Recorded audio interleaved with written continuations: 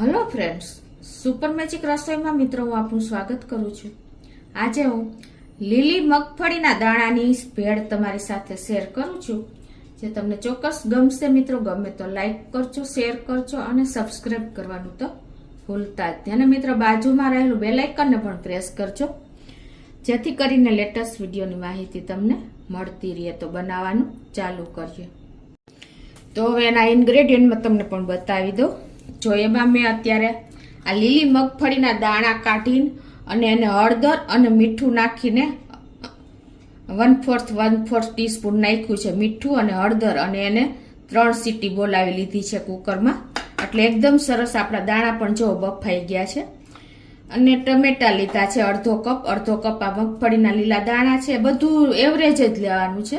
અડધો કપ આપણે કાકડી સમારીને લીધી છે, અડધો કપ આપણે મકાઈને પણ બાફીને દાણા લીધા છે, અડધો કપ સેવ છે, ડુંગળી અડધો કપ છે, પછી આપણે બટેટાને પણ બાફીને અડધો કપ છે અને એના પીસ કરી લીધા છે મેં, ધાણા ભાજી છે, લીલી ચટણી છે, આંબલીની ચટણી છે, લીંબુ છે, ચાટ મસાલો છે, લાલ મરચું છે અને મીઠું છે। મિત્રો બધા જ ઇન્ગ્રેડિયન્ટ એટલા હાઇજેનિક છે ને કે તમે આ ભેળ જો આપણે રૂટીન સિઝનમાં લઈએ ને તો બધા જ આપણને વિટામિન્સ મળી રહે છે, અને બાળકોને પણ તમે લંચ બોક્સમાં કે આપી શકો છો। એની ટાઈમ તમને નાની ભૂખ લાગે ને તો આનો ઉપયોગ કરીને તમે લઈ શકો છો, એકદમ હેલ્ધી અને હાઇજેનિક। મિત્રો તો હવે આપણે બનાવવાનું ચાલુ કરીએ। તો આપણે જે આ લીલી મગફળીના દાણા બાફ્યા છે ને એ અડધો કપ નાખી દેશું, અડધો કપ કાકડી નાખી દેશું, અડધો કપ આપણે ટમેટા નાખી દેશું, અડધો કપ મકાઈ, અડધો કપ આપણે કાંદા નાખી દેશું, અને જે બટેટાના પીસ કર્યા છે અડધો કપ, એ બધું જ મિક્સ કરી લેશું। અને હવે આને સેજ આપણે ઊંચા નીચું કરી મિક્સ કરી લેશું। અને હવે એમાં આપણે 1 ટીસ્પૂન જેવી આપણે આંબલીનો ચટણી છે એ નાખી દેશું, 1 ટીસ્પૂન ગ્રીન ચટણી બનાવી છે એ નાખી દેશું। તમે તમારા ટેસ્ટ એકોર્ડિંગ વધઘટ કરી શકો છો। અને આપણે ચાટ મસાલો છે 1 ટીસ્પૂન જેવો, એને પણ આ રીતે સ્પ્રિંકલ કરી દેશું। 1 ટીસ્પૂન જેવું આપણે લાલ મરચું પાવડર નાખી દેશું, અને આપણે અડધો કપ સેવ લીધી છે એને પણ આપણે આ રીતે નાખી દેશું, અને અડધા લીંબુનો રસ નાખી દેશું। તમે ટેસ્ટ એકોર્ડિંગ વધઘટ કરી શકો છો।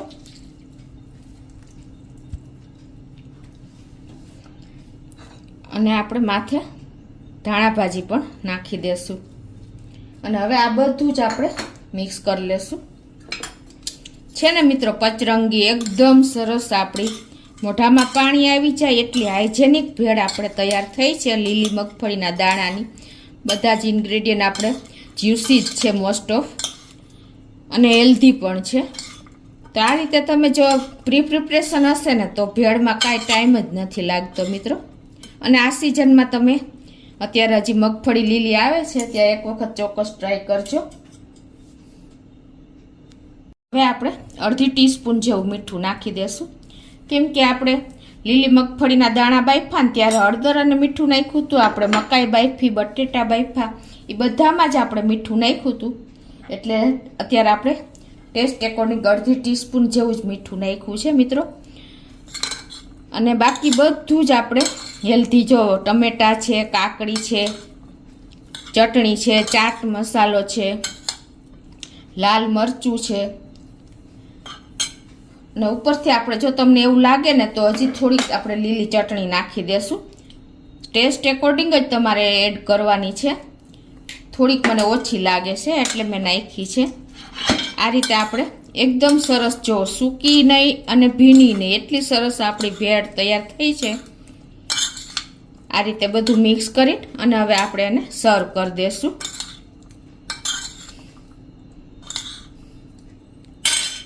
તો હવે આપણે આ ભેળને સર્વ કરી દઈએ। આ રીતે એકદમ ટેમ્પટિંગ આપણી ભેળ રેડી છે મિત્રો। અત્યારે લીલી મગફળીનો ફૂલ ઉપયોગ આપણે આ રીતે કરી લેવો જોઈએ, અને બાળકોને આપણે એને હેલ્થ કોન્શિયસ રહેવું જોઈએ, બાળકો માટે કે વડીલો માટે। આ રીતે તમે સર્વ કરીને નાના મોટા બધાને આપી શકો છો.